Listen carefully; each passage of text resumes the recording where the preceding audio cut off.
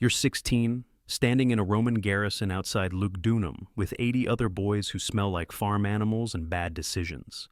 A centurion walks the line.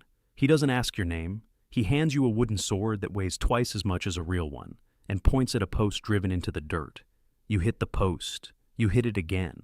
You hit it until your shoulders stop working. Then you hit it some more. This is your job for 4 months. The training is not metaphorical. You march 20 miles a day in full kit.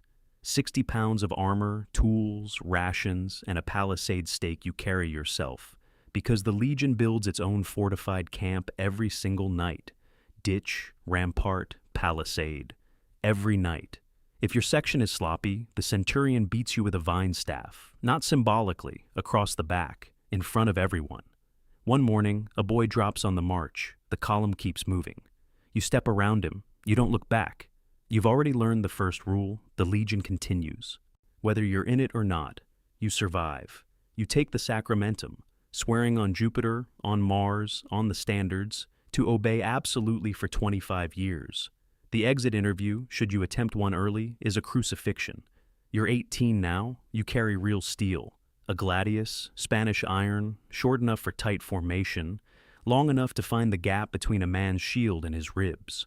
You also carry 2 pila, engineered to bend on impact so the enemy can't throw them back. Roman efficiency applied to the problem of not getting stabbed with your own weapon. The Legion is not just a fighting force. It's a labor gang with better PR. You build roads, aqueducts, drainage channels. You are the most expensive construction crew in the ancient world, and you don't see a bonus. A Gallic ambush hits your column near the Rhine. 40 men dead in 6 minutes. You kill your first man. You feel the gladius go in, feel the resistance, feel it stop. There's another man behind him. You. Think about that instead. You sleep in a tent with 7 other men. The tent smells exactly like you'd expect. But there's a soldier in your century who's been a legionary for 12 years. He has a scar from jaw to collarbone and moves through camp like he owns it. He's not an officer, he's something else. You watch him. You start to understand there are ranks within the rank. You're 24, and you've been noticed. Not for heroism. Heroism is for people who want to die young. You've been noticed for reliability. You show up. You follow orders exactly. You don't steal from the supply wagons.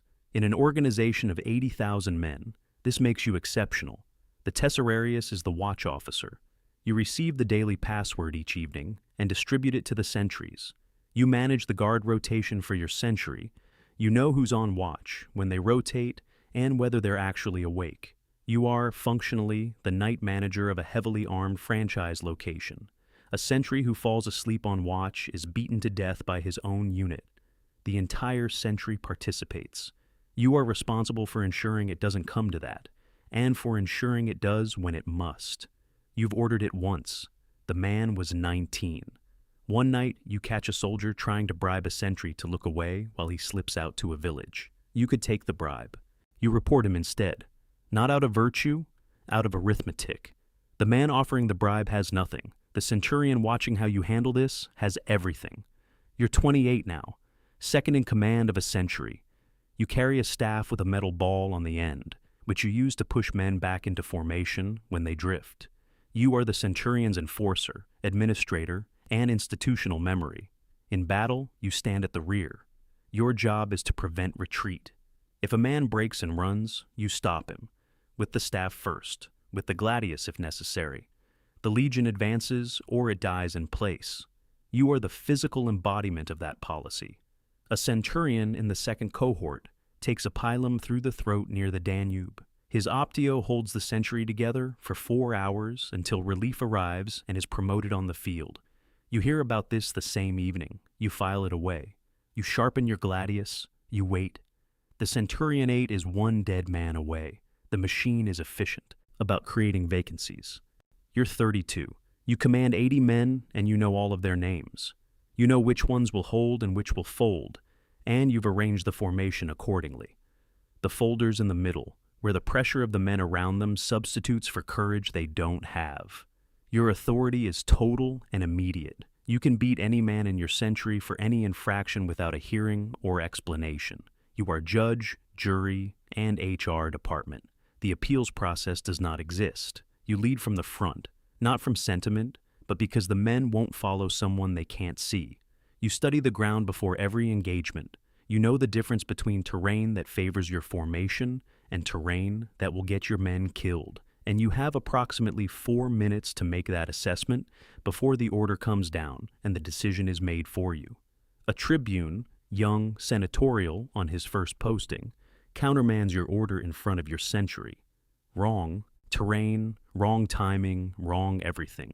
You execute the order. Your men take casualties that didn't need to happen. That evening, you write a report. Accurate, detailed, devastating. The tribune is reassigned within the month. You don't celebrate. You note that the pen and the gladius are both tools, and a good centurion knows which one to use. There are 60 centurions in a legion. One commands the first cohort as primus pilus, the most prestigious non-officer rank in the Roman military. That man is 51 years old and his knees are going. You're patient.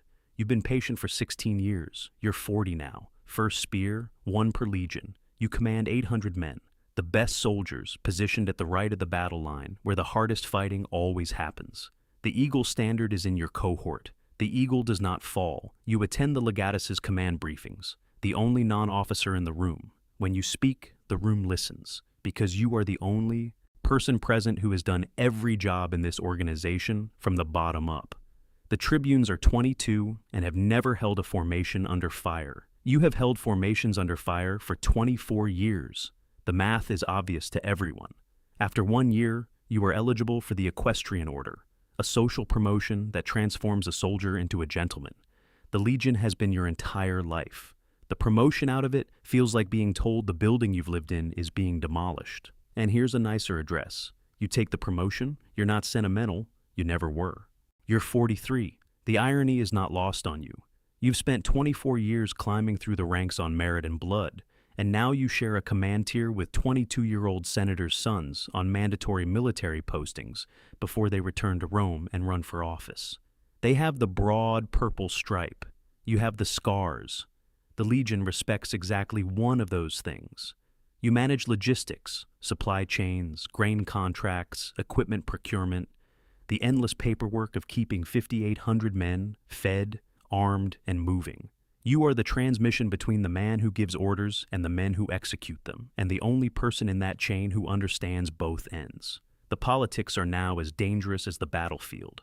A wrong word gets reported back to Rome. A supply contract that benefits the wrong merchant creates an enemy in the equestrian class. You have survived 24 years of physical danger. Administrative danger is different, slower, quieter, and it doesn't leave a scar you can show people. You're 48 now. The emperor appointed you personally, which means the emperor knows your name, which means failure is not a career setback. It's a death sentence with extra steps. You command from the rear in battle because the Legion needs its brain intact. You watch formations through dust and noise and send runners with orders that may arrive 30 seconds too late. The difference measured in hundreds of lives. You have made the wrong call twice. You remember both with the specific clarity that only catastrophic mistakes produce. The governor of the province invites you to dinner. The conversation is pleasant. The subtext is a negotiation about grain supply for the next campaign season. You smile. You eat the food. You make no commitments. On the ride back, your aide asks what you thought of the governor. You tell him the governor is ambitious, intelligent, and will be a problem within 2 years. Your aide writes it down. You have learned to document everything. Rome is always watching, and Rome has a habit of recalling successful generals before they become too successful. You're 54. You govern a territory the size of modern France with 3 legions, a civil administration, a tax apparatus, and a judicial system handling everything from property disputes to capital cases. You are, for practical purposes, the emperor in this province. The emperor would prefer you remember that you are not. Every successful governor is a potential rival. Every military victory makes you more popular with the legions and more dangerous to the throne. You have watched 3 men in your position recalled to Rome on manufactured charges. 1 was exiled. 1 was executed. 1 died of a convenient illness 3 days after arriving. You have no illusions about what convenient means. You manage this through absolute visible loyalty. Every dispatch to Rome emphasizes the emperor's wisdom. Every victory is attributed to his divine favor. You have become fluent in a language where every sentence means something different than it says, and you speak it without effort. A. Courier arrives bearing the imperial seal. You are being recalled, a prestigious administrative role in the capital. You have been in this business long enough to know that prestigious administrative roles in the capital are where dangerous men are sent to be watched closely and kept away from armies. You write your reply, you express gratitude, you begin packing. You give your senior centurion, a 30-year-old from Hispania with your eyes and your patience, a quiet word about how the province actually runs. He listens carefully. He already knows most of it.